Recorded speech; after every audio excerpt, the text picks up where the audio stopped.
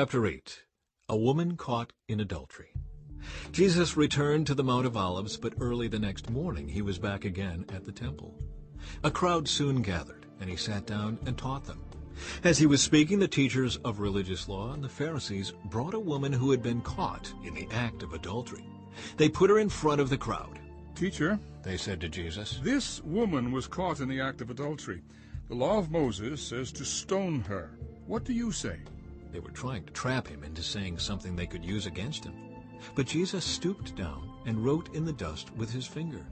They kept demanding an answer, so he stood up again and said, "All right, but let the one who has never sinned throw the first stone."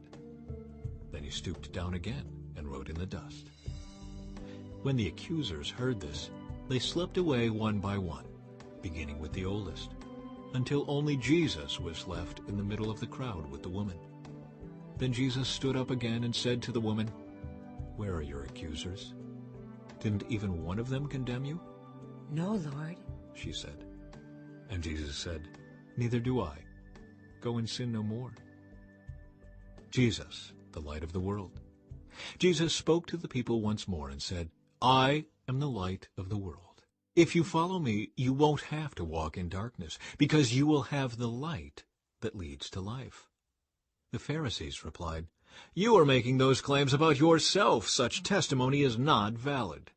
Jesus told them, "These claims are valid, even though I make them about myself, for I know where I came from and where I am going. But you don't know this about me.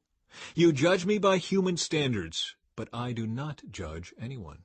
And if I did, my judgment would be correct in every respect, because I am not alone. The Father who sent me is with me. Your own law says that if two people agree about something, their witness is accepted as fact. I am one witness, and my Father who sent me is the other." "Where is your Father?" they asked. Jesus answered, "Since you don't know who I am, you don't know who my Father is. If you knew me, you would also know my Father." Jesus made these statements while he was teaching in the section of the temple known as the Treasury, but he was not arrested because his time had not yet come. The unbelieving people warned. Later Jesus said to them again, "I am going away. You will search for me, but will die in your sin. You cannot come where I am going." The people asked, "Is he planning to commit suicide? What does he mean, you cannot come where I am going?" Jesus continued, "You are from below. I am from above. You belong to this world. I do not. That is why I said that you will die in your sins, for unless you believe that I am who I claim to be, you will die in your sins." "Who are you?" they demanded. Jesus replied, "The one I have always claimed to be. I have much to say about you and much to condemn, but I won't. For I say only what I have heard from the one who sent me, and he is completely truthful." But they still didn't understand that he was talking about his Father. So Jesus said, "When you have lifted up the Son of Man on the cross, then you will understand that I am he. I do nothing on my own, but say only what the Father taught me. And the one who sent me is with me. He has not deserted me, for I always do what pleases him." Then many who heard him say these things believed in him.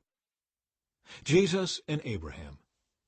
Jesus said to the people who believed in him, "You are truly my disciples if you remain faithful to my teachings, and you will know the truth, and the truth will set you free." "But we are descendants of Abraham," they said. "We have never been slaves to anyone. What do you mean you will be set free?" Jesus replied, "I tell you the truth. Everyone who sins is a slave of sin. A slave is not a permanent member of the family, but a son is part of the family forever. So if the Son sets you free, you are truly free. Yes, I realize that you are descendants of Abraham, and yet some of you are trying to kill me because there's no room in your hearts for my message. I am telling you what I saw when I was with my father, but you are following the advice of your father." "Our father is Abraham," they declared. "No," Jesus replied. "For if you were really the children of Abraham, you would follow his example. Instead, you are trying to kill me because I told you the truth, which I heard from God. Abraham never did such a thing. No, you are imitating your real father." They replied, "We aren't illegitimate children. God himself is our true father." Jesus told them, "If God were your Father, you would love me, because I have come to you from God. I am not here on my own, but He sent me. Why can't you understand what I am saying? It's because you can't even hear me. For you are the children of your father, the devil, and you love to do the evil things he does. He was a murderer from the beginning. He has always hated the truth, because there is no truth in him. When he lies, it is consistent with his character, for he is a liar and the father of lies. So when I tell the truth, you just naturally don't believe me. Which of you can truthfully accuse me of sin? And since I am telling you the truth, why don't you believe me? Anyone who belongs to God listens gladly to the words of God, but you don't listen because you don't belong to God." The people retorted, "You Samaritan devil! Didn't we say all along that you were possessed by a demon?"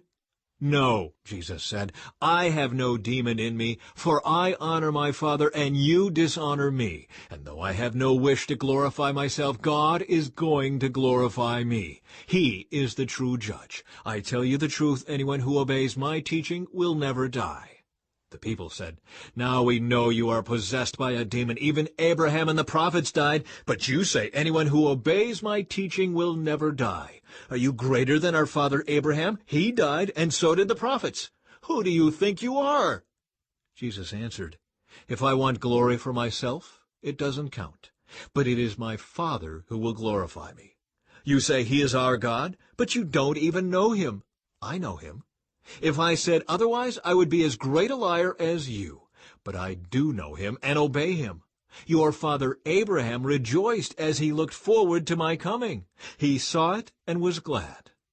The people said, "You aren't even 50 years old. How can you say you have seen Abraham?" Jesus answered, "I tell you the truth. Before Abraham was even born, I am." At that point they picked up stones to throw at him. But Jesus was hidden from them and left the temple.